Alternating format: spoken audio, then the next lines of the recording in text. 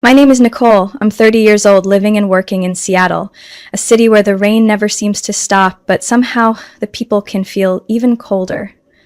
Whenever someone asks me about my family, I just smile faintly. Not because I don't have parents or siblings, but because I've never truly been considered part of that household.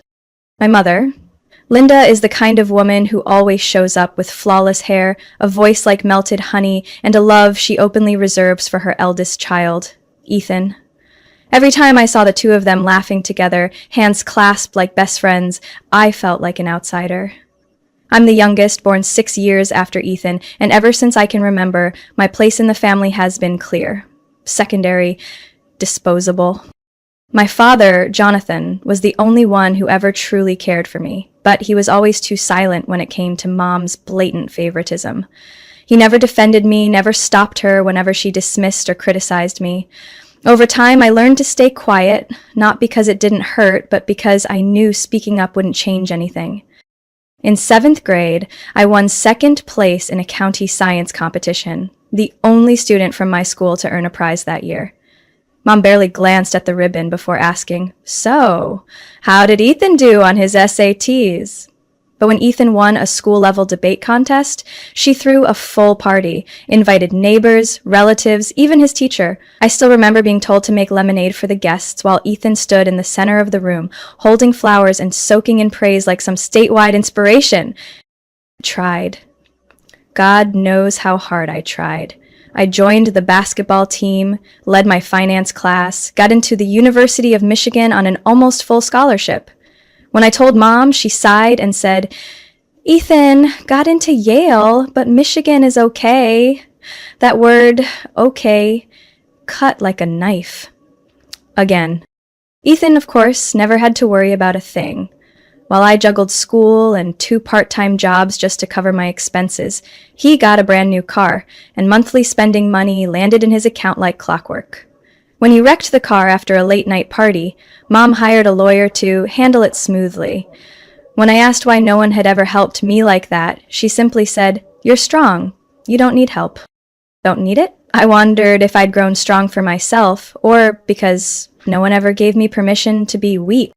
I was excluded from everything in the most subtle, quiet ways. No big announcements, no dramatic scenes, just silence each time I tried to speak. They threw a 35th anniversary party for my parents and didn't invite me, even though I lived only an hour away. When I called to ask why, Mom replied casually, "Oh, I thought you were busy. Ethan said so." A clipped excuse. No guilt, no surprise.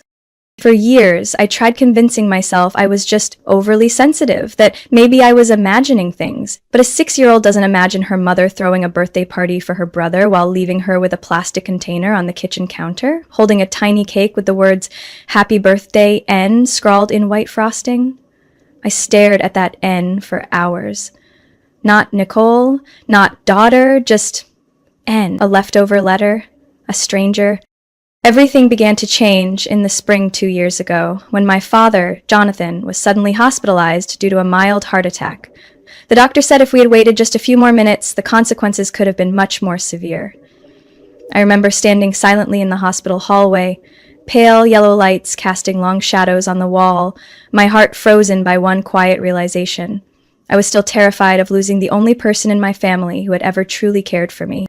Dad was discharged after 3 days. He looked thinner, but his smile hadn't changed. While Mom busied herself texting her lawyer about a new investment, I was the one peeling fruit, fluffing pillows, and organizing his medication. Ethan came by only once, took a few photos for Instagram, and left. I didn't blame him. His apathy had been nurtured like a family heirloom.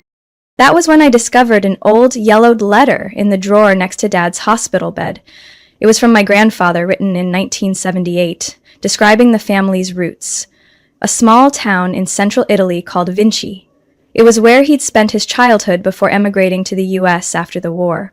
I had never heard my father mention this place before, but when I asked, his eyes lit up like a boy's. He said he'd always dreamed of going back, just once, to feel the cobbled streets beneath his feet, to breathe in the scent of warm bread baking in the old brick oven near the church. That night, I couldn't sleep.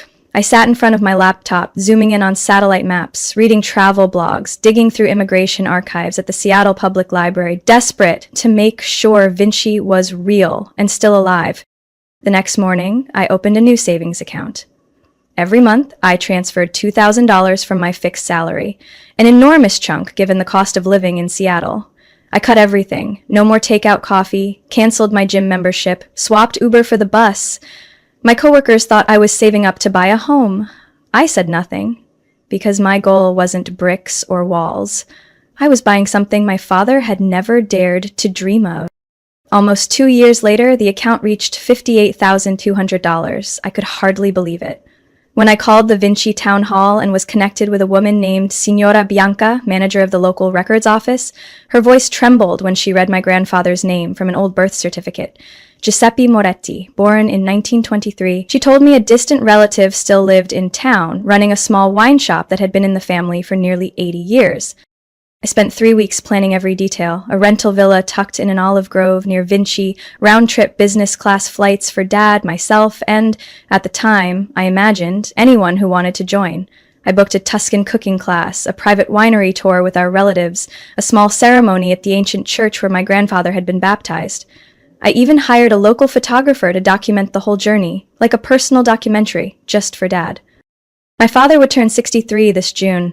Not a milestone like 60 or 70, but to me, after that heart attack, every year he was still here felt worth celebrating. When I revealed the plan to him over lunch at his favorite Italian restaurant on a rainy afternoon, he went completely silent.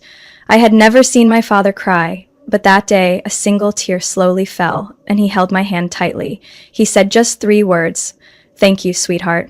It was short, but in that moment, every sacrifice over the past 2 years felt completely, utterly worth it. I hadn't told Mom or Ethan at that point, partly because I wanted to be sure everything was confirmed, and partly because I didn't believe they would genuinely care. I revealed the Italy trip plan one evening in early March during a rare family dinner with both parents and Ethan present. We sat around a table at Dad's favorite steakhouse in downtown Tacoma. When I laid out the details, flights from Seattle to Florence, a vintage villa in the Chianti Hills, a reunion with our Italian relatives, and a handmade pasta workshop, Dad lit up like a child receiving a rare Lego set. Ethan raised an eyebrow. "Wow, you really went all in, huh?" he said, swirling his wine with a strange tone. My mother, seated beside him, gave a soft nod. "Sounds interesting," she replied, eyes never lifting from her phone. I'd grown used to this kind of half-hearted reaction, but at least they didn't object, or so I thought. In the following weeks, I sent detailed emails with flight options and the prepaid hotel costs. No reply from Mom. Ethan left a thumbs up in the family chat, then went silent. I called, texted, asked for input from Ethan's diet needs to Mom's mattress preference, but only got cold politeness. Nothing direct, but enough to make me suspicious. One Thursday evening, I dropped by my parents' house to finalize trip details. The living room lights were bright. I heard laughter from the kitchen and guessed Dad had told one of his stories, but when I entered, the air shifted. Ethan sat with Mom, wine in hand, both of them falling quiet like someone had turned off the music. "Oh, Nicole, we didn't expect you," Mom said flatly, setting down her glass. "I thought you were busy planning your big adventure." I kept calm. "I need to confirm numbers for the Vinci winery tour. They need final headcount this week." Mom glanced at Ethan. He shrugged slightly. "Actually, Mom and I were thinking of another option. A cozy party at home, so friends and family can join. Dad likes familiar things, you know." I froze. "You're saying you want to hold Dad's birthday here instead of in Italy?" Mom slowly nodded. "Tuscany sounds lovely, but do you really think he'd be comfortable? 12 hours of flying, jet lag, unfamiliar food. At his age, sometimes simple is better." I turned to Ethan. "You weren't going to tell me before making a whole new plan?" "You always do things your way," he smirked. "We're just offering a better fit. The whole family agrees. He'll enjoy it more with everyone around. Not everyone has the time or money for Italy, Nicole." "I never forced anyone to go," I said, pulse rising. "This trip is for Dad, not for me. And he said himself he wanted to go." Mom stood, adjusting her cardigan.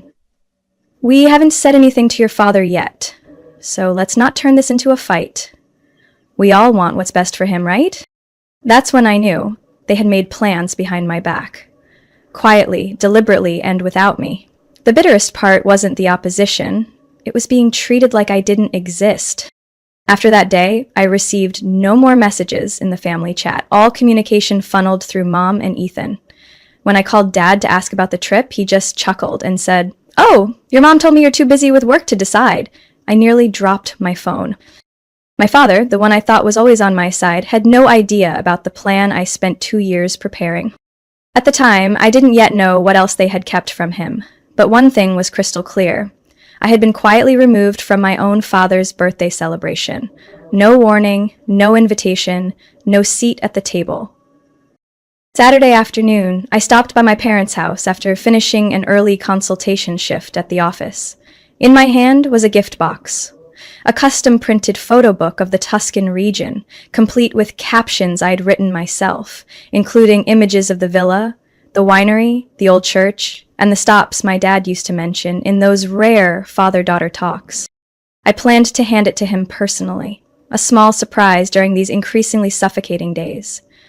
I didn't call ahead, partly to preserve the surprise, and partly because I believed you shouldn't need permission to visit your own parents. But from the start of the block, something felt off. Cars lined both sides of the curb, familiar names flashing through my mind. Aunt Hannah's car, Uncle Kent's, the Clarks' neighbor couple, and that silver SUV I was certain belonged to Ethan's best friends. My eye twitched slightly. I walked faster, gripping the gift box tighter. As I neared the living room window, laughter echoed from inside and made me stop cold. Inside was a room bursting with color. Streamers, balloons, candles, and a large banner draped across 2 bookshelves. Happy 63rd birthday, Jonathan. My mom wore her olive green dress, the one she always said was for truly special occasions. Ethan was pouring wine for a group of familiar relatives. My aunt was laughing with a young woman I didn't recognize. And in the middle of it all, my dad. Still him, but positioned like a centerpiece on a stage I was never invited to step on. I rang the doorbell. It opened after about 7 seconds. It was my mom. She stood there, Prosecco still in hand, her eyes scanning me like I was a late delivery. "Nicole," she said, her voice unpleasantly calm. "I thought you were on a business trip in Portland." I swallowed the lump in my throat. "I'm not in Portland. I came to wish Dad a happy birthday." She didn't avoid eye contact, but she didn't invite me in either. Tonight was something we all decided together. Just a small party, close friends, and immediate family. We agreed. Your presence wasn't necessary. I stood frozen, my throat burning. "We? Who, exactly?" "You're blowing this out of proportion," she said, lowering her voice. "Your father deserves a peaceful evening, no drama, no tension. You understand that, right?" I gave a dry laugh, not out of joy. "So you planned this behind my back? Not a single message? Not even a call?" "We talked about this," she replied. "That Italy trip was excessive. It stressed everyone out. No one wanted to follow your itinerary. I'm simply choosing what's more pleasant for everyone." "More pleasant," I repeated, "for everyone, except me." I looked over her shoulder into the crowded room. People were raising glasses. Someone burst into laughter at a joke Ethan had just told, too far for me to catch. Not a single person looked up as I stood there, at the doorway, like some nameless shadow. "Does Dad know I wasn't invited?" I asked. She didn't respond immediately. "He doesn't know," I answered for her, my voice hoarse. "He has no idea about the plan I've worked on for 2 years, about the villa, the place Grandpa lived, the family-owned winery, the Italian relatives I finally found. He doesn't know, because none of you ever let him know." My mother stared at me. The smile was completely gone. "You're making a scene, Nicole. This isn't the time." I raised the box. "This is the gift I brought for Dad. If you won't let me in, at least give it to him for me." "No need," said a familiar voice from behind. It was Ethan. He stepped into view, glass in hand, looking at me like I'd just interrupted an awards ceremony. "You should go. Don't ruin Dad's day." I looked him straight in the eyes. What about my day? 2 years of my life, money, time, effort, and I get erased from his birthday like a stranger? None of you think there's anything wrong with that?" Ethan said nothing. Mom quietly closed the door. A soft click echoed, but to me it roared, like a metal lock snapping shut. I stood there another minute. Then I turned, still holding the gift box, my vision blurred, not from the wind. On the drive home, I didn't shed a single tear, not because it didn't hurt, because the pain had moved beyond the reach of tears. That evening, when I returned to my small apartment in Capitol Hill, it had already started to rain in Seattle. On the drive home, I didn't turn on the radio. I didn't cry either. I just felt empty, as if someone had scraped all the emotions out of my chest, leaving only a numb, hollow space behind. I placed the gift box on the kitchen counter, carefully untied the ribbon, opened it, and looked through each photo book page I had spent a whole month laying out. Beneath the photo of a stone villa, soaked in afternoon sunlight, was the caption, "I hope you'll find something again, in the land, in the wind, in the heart of the one who once belonged to that place." I closed the book. Quietly, I opened my laptop, logged into the villa reservation, called La Vigna di Pietro, and clicked Cancel Reservation. The cancellation fee was 15%. I accepted it. A soft ding chimed as the confirmation came through. I didn't feel a thing. Next was Delta Airlines. I had booked business class tickets for both Dad and me, set to depart in mid-June, with a layover in Atlanta. I canceled both, received nearly $4,200 back after deductions. Then came the cooking class in Florence, the winery tour at Recce, our distant relatives in Italy, and the small ceremony at Santa Lucia Church, where Grandpa had once been baptized. Step by step, I erased every trace. Finally, I logged into the savings account I'd set aside just for this trip. The remaining balance was $54,780. I transferred the entire amount to my personal account. It took less than 30 seconds. Inside me, there was no relief, no bitterness either, just a very distinct kind of exhaustion, like when you stay up all night caring for someone sick, only for them to turn away and shut the door on you. I picked up my phone, texted Mom a single sentence. "I've canceled the entire Italy plan. Consider it as if I never tried." Then I blocked her number. I blocked Ethan's too. Aunt Hannah, Uncle Kent, anyone who was at that party and didn't speak up for me. I deleted them all. No reason to keep them in my contacts anymore. The only person I didn't block was Dad, but he didn't call either. 3 days passed. I didn't eat dinner, just drank black coffee and paced between the living room and the balcony. Seattle kept raining. Wind rustled through the lavender pots I once cared for so meticulously. A wilted leaf fell onto the cement floor, making no sound. On the fourth night, I picked up my phone, called Dad. It rang 4 times, then went to voicemail. I left a message. "Dad, it's me, Nicole. I know you weren't the one who decided all that, but I still feel hurt, deeply hurt. I just want you to know I prepared everything for you, not for myself. I've canceled it. Everything. I don't know if you'll ever understand, but I can't keep pretending anymore." I hung up. The phone slipped onto the couch cushion. I sat still for a long time, as if not moving might somehow make time stop.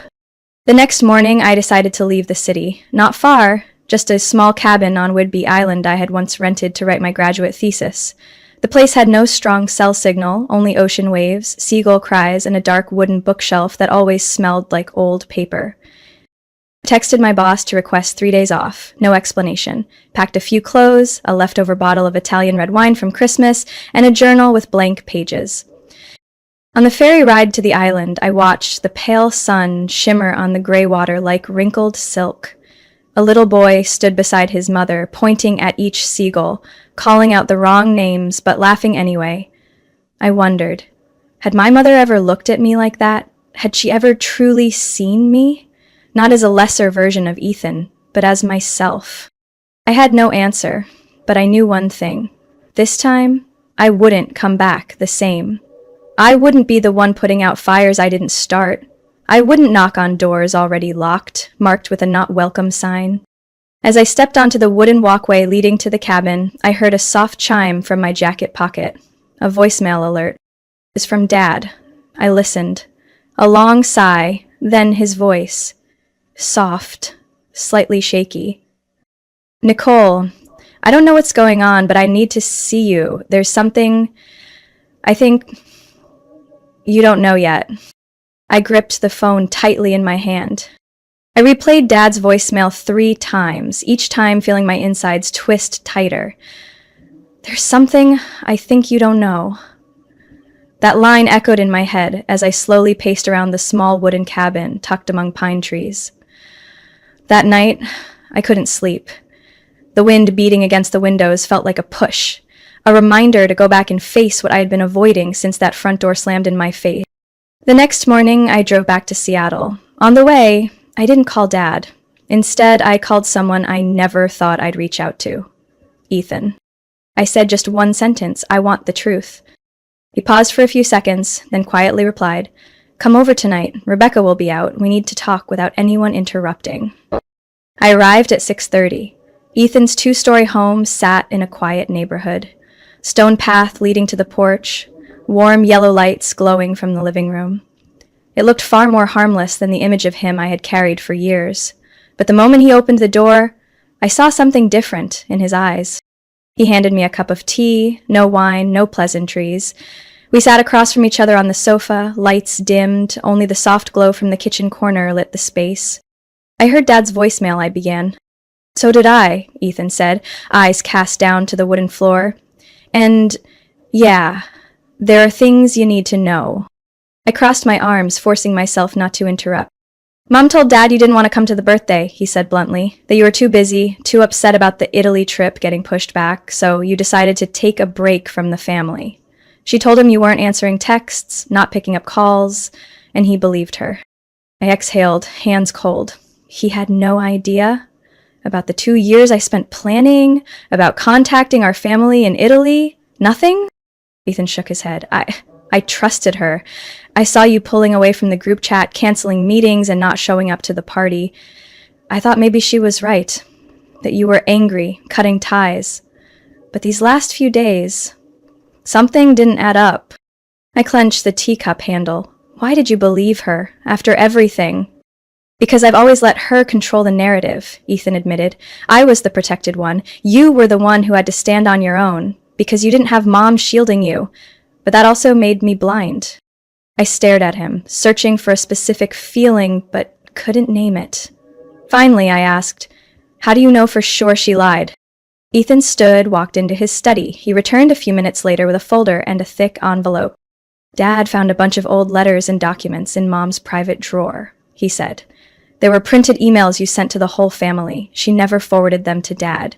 There was a planner where she scheduled the party, and next to it, in red ink, 'Don't mention Nicole to Jonathan. Reason, tension, protect his health.'"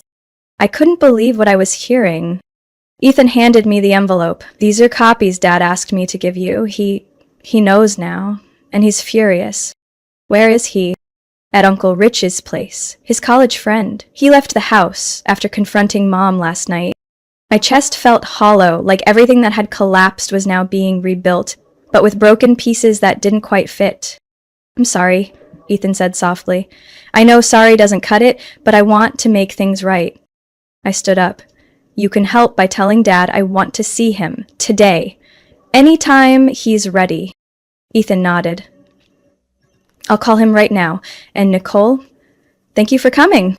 I stepped out just as twilight was falling. The rain had stopped, but the air still carried the weight of cold. My heart held 1,000 unanswered questions, but one thing I knew for sure. My mother had orchestrated everything. My dad arranged to meet me on Sunday morning at Uncle Rich's cabin by Lake Sammamish, where he'd been staying. The sky was gray, mist hovering over the water, echoing the heaviness I'd been carrying for weeks. But when I arrived, Dad was standing on the porch wearing that old brown jacket I remembered from our first father-daughter camping trip when I was 12. He hadn't changed. Still the only person who ever truly saw me. I stepped out of the car, holding my composure. Dad walked up and gently pulled me into a hug. No words, no explanations. In that embrace, I realized I'd been waiting for this moment longer than I thought. "Are you okay?" he asked, his voice hoarse from lack of sleep. I nodded, though I wasn't really sure. "And you?" "Never felt more heartbroken and clear-eyed at the same time," he sighed. We need to talk, but first, Ethan's on his way. I want the three of us to sit down. No more guessing. I didn't resist. A while ago I might have, but now the truth had to be spoken. Clearly, with no evasion. When Ethan arrived, the air in the Pinewood living room grew heavy. Dad sat between us, his hands clasped together. He was the first to speak. I listened to your voicemail, Nicole, and I've read everything Ethan brought. I'm sorry, I shook my head, my voice catching. You don't need to apologize. I just don't understand why Mom would do that. Ethan sat upright. She doesn't hate you. But for a long time, she's been jealous of your bond with Dad. You're the one part of his life she couldn't control. I was the one who followed orders, so I got to stay close. Dad was quiet for a while before speaking softly. Your mom once told me she felt excluded, that I gave you too much attention. I thought it was just a fleeting insecurity. I didn't realize it was a wound buried deep. I wasn't sure if I felt anger or sadness, I just felt hollow. Why didn't she tell me? Why destroy everything instead of just having a conversation? Because that's how she was taught to survive, Ethan answered. Maintain control, shape the story, manipulate emotions. That's how she was raised, not to get hurt. And in doing so, she hurt all of us, I said, not blinking. I can't forgive her, unless she's willing to face it. Dad nodded. I called your mom. She agreed to meet us this afternoon, at the house, but only if all three of us are there. I sat quietly in the car for a long while as we returned to the familiar road leading to my childhood home. The white three-story house came into view with its blue-painted fence I once climbed to skip ballet practice. It had never looked so unfamiliar. Mom was waiting in the living room. She didn't stand, didn't smile, just looked up as we entered. Her gaze met mine first, not defiant, not defensive, just something tired and Dad spoke first. Linda, we're not here to blame. We need the truth. Mom was silent for a few seconds, then looked directly at me. Nicole, I was jealous of you. I lied. I hid the emails. I made up the story that you turned your back on the family just so I could control that birthday. I stood still, heart pounding, not from shock, but because she finally said it. I felt invisible to your father, she continued. Since you were born, you two shared a language I was never part of, and I was wrong to turn that into a weapon. What do you plan to do now? I asked. The question held no anger, just clarity. I'm starting therapy, she replied. The doctor your dad recommended. I've made the appointments twice a week. I don't know what I can fix, but I want to start. None of us said anything else. We didn't need to. That afternoon, as I left, my mom stood by the door. She didn't beg, didn't justify. She simply said one thing. If you're ever ready, I'd like to hear about the Italy trip, even if it never happened. I paused and looked at her. It still can, but this time not for you, not for the family, for Dad, and for me. For the first time in my life, she didn't try to respond. She just nodded, small, but real. The flight departed on an early July morning. My father and I sat together by the window on a direct flight from Seattle to Florence. When the flight attendant handed out warm towels and Dad rotated his left shoulder, the one he always called his college basketball souvenir, I looked over and realized he had aged. Not drastically, but enough for me to understand. If I didn't do this now, there wouldn't be another chance. Tuscany greeted us with golden sunshine and the scent of lavender thick in the air. The villa I had booked, Casa del Vento, sat on a hillside, blanketed in olive trees and vineyards, with stone-paved paths and a sun-bleached, arched wooden gate. The first time Dad saw it, he simply said, "Looks just like that photo from your grandpa's 1962 letter." It took us 3 days to adjust to the time zone and adapt to the local rhythm. Late lunches, standing espressos, and conversations held more with eyes than words. Every morning, Dad and I would sit on the veranda, sip coffee, read maps, and bicker lightly about whether we should start in Valdorcia or head straight to Vinci. On the 5th day, we reached Vinci, the little town where my great-grandfather was born. The The San Giovanni church still stood, surrounded by the ancient cypress trees he had once described in the purple-inked notebook I'd kept since childhood. Marta, the town's archive keeper, had our records ready.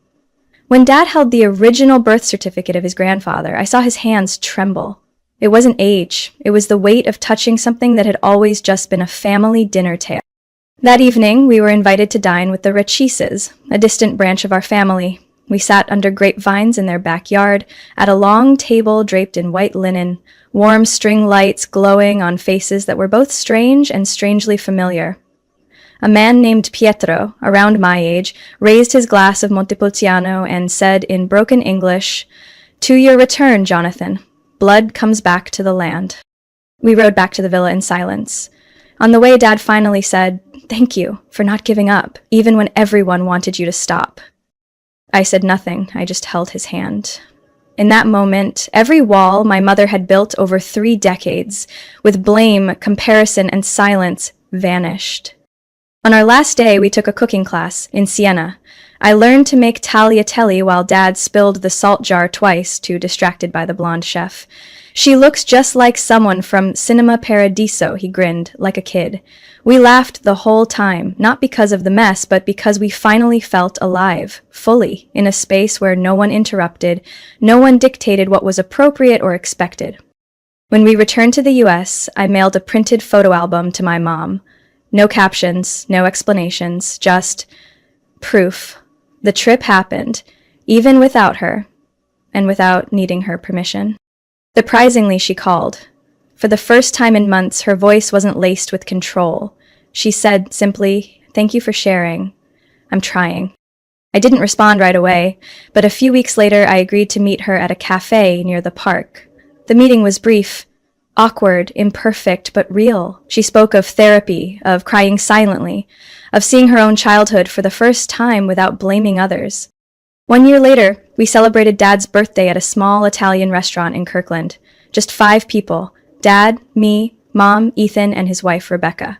No banners, no noise, no obligatory relatives. Dad lifted his glass of Prosecco, looked around the table, and finally rested his eyes on me. Last year's trip was the greatest gift I've ever received, not just because I returned to my roots, but because I realized how strong my daughter truly is, standing for what's right even when the world pushes back. I smiled. Mom did too, not the old tight smile of Linda the controller, but that of a mother relearning how to simply be human. It wasn't the end. Nothing in this family ends neatly. But at least from that moment on, we began again, with truth, and with the freedom to be ourselves, no one's permission required. Nicole's story is a powerful reminder that sometimes, in order to protect what's right, you have to give up the illusion of peace within your family. Real love doesn't come with control or conditions. It's shown through respect and understanding.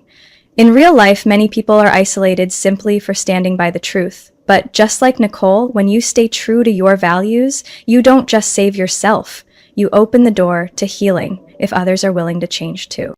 What do you think about Nicole's choice? Would you have the same courage if you were in her place? Share your thoughts below, and don't forget to follow the channel for more heartfelt family stories and powerful life lessons.